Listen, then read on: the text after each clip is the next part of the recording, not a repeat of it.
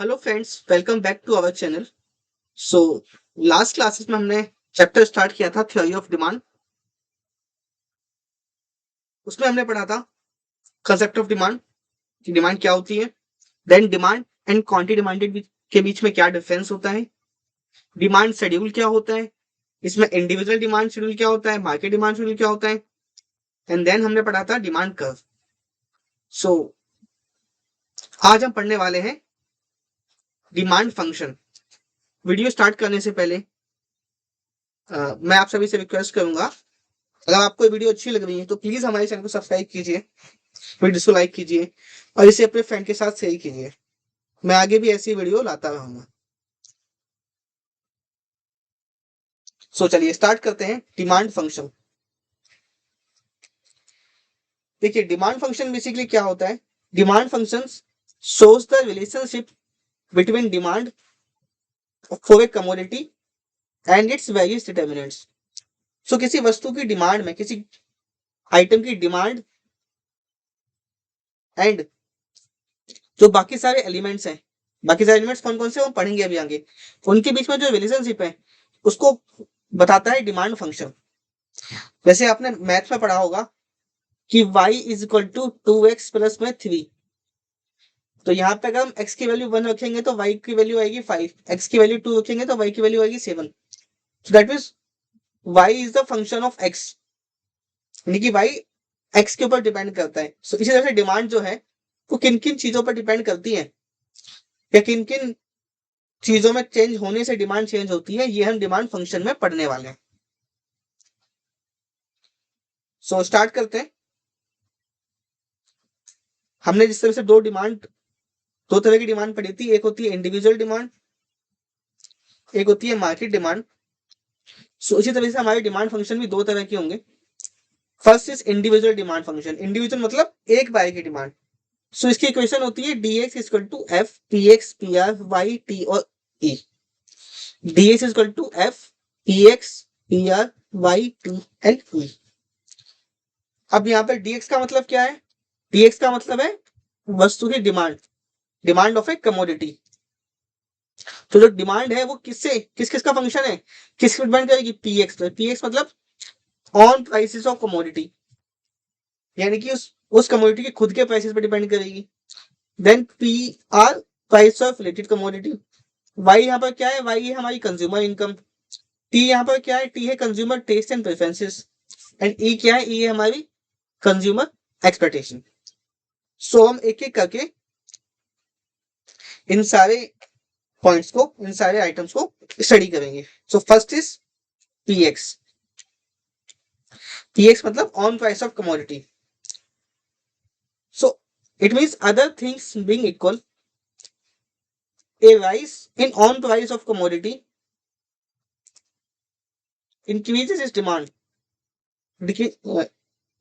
decreases demands, and with the fall in oil price the demand accelerates. Sir हमको कुछ समझ में नहीं आया, हम समझाते हैं ना बच्चा। सो नेक्स्ट हम स्टार्ट करने वाले हैं आज डिमांड फंक्शन।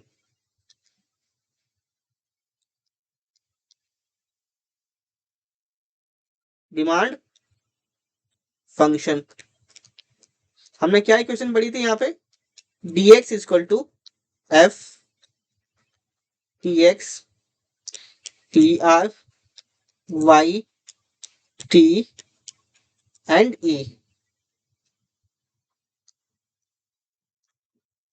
सो फर्स्ट हम पढ़ रहे हैं px। px क्या है, price of on commodity. So हम यहां पर रिलेशन पढ़ेंगे px और dx के बीच में। सो फर्स्ट चीज अगर प्राइस की बात करें, मान लीजिए आप एक we go to a market to buy what, to buy vegetables और टू बाय पोटैटोस। सो अगर पोटैटो का प्राइस 10 रुपीज पर केजी था तो आपने कहा हमें 1 केजी चाहिए, but then seller said if you buy 5 KG I would quote you 40। So देखिए 1 केजी था ₹10 का, 5 kg हुआ 40 का, तो इसके हिसाब से केजी का वेट क्या आ गया यहाँ पे 40 डिवाइड बाई 5 यानी कि 8। तो आपने क्या किया, जब प्राइस डिक्रीज हुआ पीएक्स, तो आपने अपनी डिमांड को बढ़ा दिया। सो दिस इज व्हाट, अगर प्राइसेस बढ़ जाते हैं तो डिमांड कम हो जाती है, और अगर प्राइसेस घट जाते हैं तो डिमांड बढ़ जाती है। सो दैट मीन्स प्राइस और डिमांड के बीच में कैसा रिलेशन होता है, नेगेटिव रिलेशन होता है। यही बेटा यहाँ बताया गया है। यहाँ पर प्राइस और डिमांड के बीच में क्या होता है, इनवर्स रिलेशनशिप होता है। ठीक है, ठीक है सर, हमको समझ में आ गया। नेक्स्ट पॉइंट की तरफ पढ़ते हैं, that is price of related goods. So जो डिमांड होती है कमोडिटी की, वो इसके रिलेटेड गुड्स से भी इफेक्टेड होती है। So there are two types of related goods, first is substitute goods and the other is complementary goods. Substitute goods क्या होते हैं, the goods which can be substituted for each other, which can be used in place of each other. तो ऐसे goods जिसको हम एक दूसरे की जगह पे यूज कर सकते हैं। For example T and coffee, आप चाय भी पी सकते हैं, आप कॉफी भी पी सकते हैं। और बॉल पेन और इंक पेन, आप बॉल पेन का भी यूज कर सकते हैं, आप इंक पेन का भी यूज कर सकते हैं। सो ये सब क्या है, ये हमारे सब्स्टिट्यूट गुड्स हैं। अब इनके साथ रिलेशनशिप क्या होता है, कोशिश कीजिए आप मार्केट में जाते हैं, सो टी इज ₹5 की है एंड कॉफी ₹7 की है। अगर कॉफी का प्राइस ₹7 से ₹10 हो गया, तो आप पहले कॉफी पीने वाले थे ₹7 में, और आपको लगेगा कि अब तो कॉफी का प्राइस डबल हो गया है, तो हम चाय पी लेते हैं। तो यहाँ पे क्या होगा,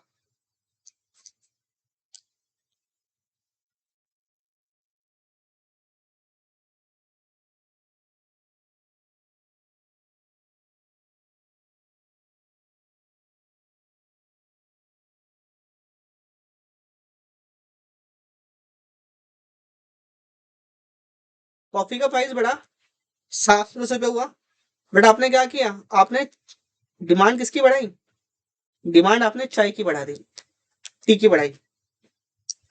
सिमिलरली अगर कॉफी का प्राइस कम हो जाता, कॉफी भी ₹5 की हो जाती एंड टी भी ₹5 की हो जाती, तो आप क्या करते, तो आप कॉफी पीते, तो आप चाय नहीं पीते। तो हम यहाँ पे प्राइस लेंगे एक कमोडिटी का और डिमांड लेंगे दूसरी कमोडिटी की। सो इसका मतलब सब्स्टिट्यूट गुड्स के केस में मैं लिख देता हूं, सब्स्टिट्यूट गुड्स के केस में क्या होता है, हमारा पॉजिटिव रिलेशनशिप होता है। So we will write here, substitute goods में क्या होगा,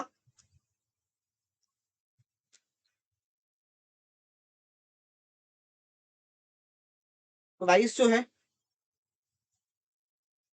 that we are taking of coffee, और जो हम डिमांड लेने वाले हैं वो टी की लेने वाले हैं। अगर कॉफी का प्राइस बढ़ जाएगा तो आप चाय पियेंगे, चाय की डिमांड बढ़ जाएगी। कॉफी का प्राइस घट जाएगा तो आप कॉफी ज्यादा पियेंगे, इसका मतलब चाय की डिमांड कम हो जाएगी। तो यहाँ पे क्या होता है, यहाँ पे पॉजिटिव रिलेशनशिप होता है बेटा। नेक्स्ट बढ़ते हैं हम कॉम्प्लीमेंट्री गुड्स की तरफ। कॉम्प्लीमेंट्री गुड्स क्या होते हैं, these are the those goods which complete the demand for each other. So that means these are used or demanded together. तो जो गुड्स एक साथ यूज किए जाते हैं उसको हम बोलते हैं कॉम्प्लीमेंट्री गुड्स। जैसे कि पेन एंड इंक और ब्रेड एंड बटर। आपने अगर पेन में इंक नहीं होगा तो पेन यूज नहीं कर पाएंगे, and if ink is there but pen is not there then there is no use of ink. So in case में आपका रिलेशनशिप किस तरह से चलता है, that will write here.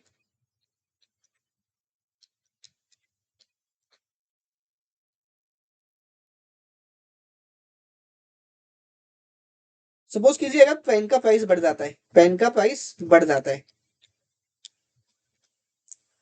Pen का प्राइस बढ़ेगा तो पेन की डिमांड कम हो जाएगी। अभी हमने ऊपर ही पढ़ा था कि प्राइस बढ़ने से डिमांड क्या होती है, कम होती है। यहां भी लिख लीजिए P x and D x. price will increase, demand will decrease, price will decrease, demand will increase. So there is a negative relationship.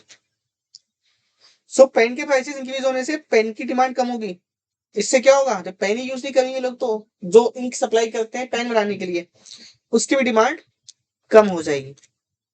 और अगर पेन के प्राइसेस कम हो जाएंगे तो पेन की डिमांड बढ़ेगी तो इंक की डिमांड भी बढ़ जाएगी.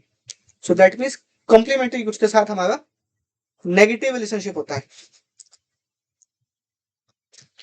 सो यहां तक हमने डिमांड फंक्शन के दो टॉपिक खत्म कर दिए हैं. First one is PX and next one is PR. So मिलते हैं नेक्स्ट वीडियो में. Thank you.